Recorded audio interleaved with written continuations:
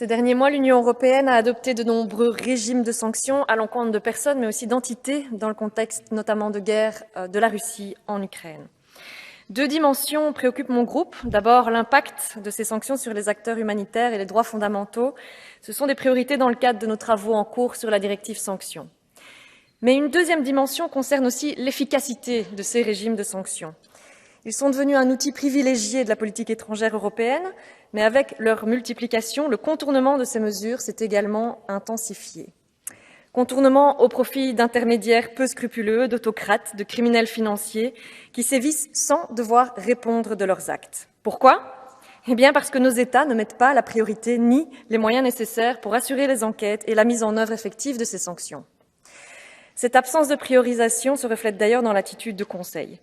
Face à ces constats, nous demandons un mécanisme de mise en œuvre européen. Une mission qui revient pour nous au parquet européen, dont le bilan dans la lutte contre les crimes financiers est, vous l'avez dit, monsieur le commissaire, impressionnant.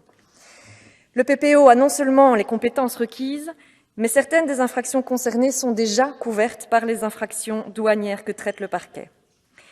Nous estimons que l'expertise de l'EPPO est d'une grande valeur ajoutée dans ce contexte, de nature aussi à pallier ces contournements de sanctions. Vous l'avez aussi dit, 10 États membres sont déjà positionnés pour l'extension du mandat de l'EPPO et je m'en réjouis.